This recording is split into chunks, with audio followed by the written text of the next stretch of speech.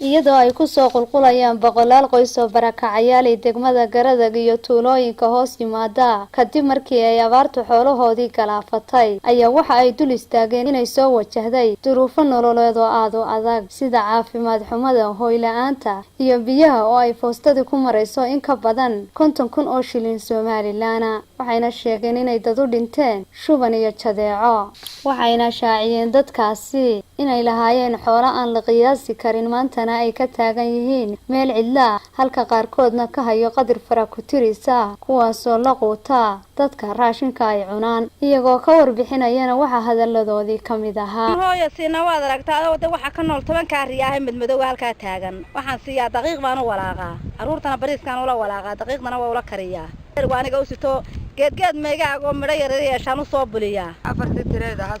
afarta neef baa ka hadhay caruurtii iyo aan meesha la joogna afarta laxaad waxaan u dhimanaa maanta raad bay noogu xun caalamka dadweynaha waxaan ka codsanaynaa ilaahay baa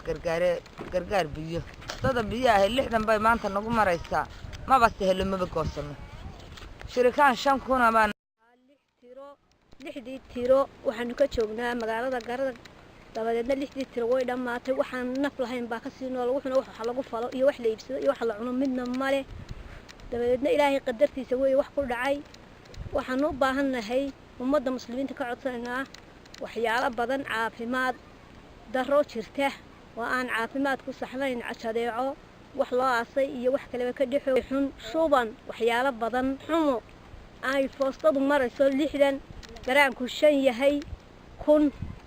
caafimaad darada iyo jadeecada iyo durayga iyo shubanka ilaa xalay wax baa u dhintay afar qof baa u dhintay dhinaca kale gudoomiyaha degmada Garadag ayaa waxa uu kormeer ku soo maray deegaano badan oo hoos yimaada degmada Garadag waxa uu u kuurgalay nolosha dadka barakacayaasha isaga oo sharaxaya wixii uu kala kulmay deegaanadana waxa hadaladiisii kamid ahaa waxa kala qabaan oo kamid ah qaar magaranaysa caruur handicap leh oo magaranaysa runtii ay abaaruhu wadana ay nafaqada hooyo iyo dhaqaaladan raba ay u dheertahay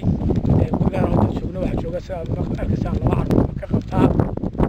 aan wax kala qaba iyo dhibaato qaba meelahan qori dheere iyo kala soo maray sida aad u arkaysaa waxa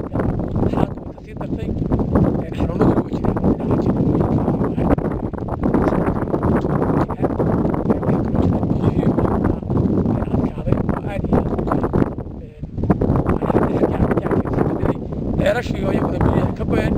سنعال كرده وكله يوصل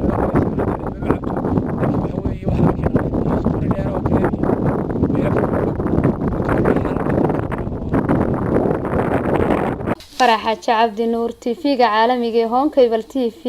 Garadag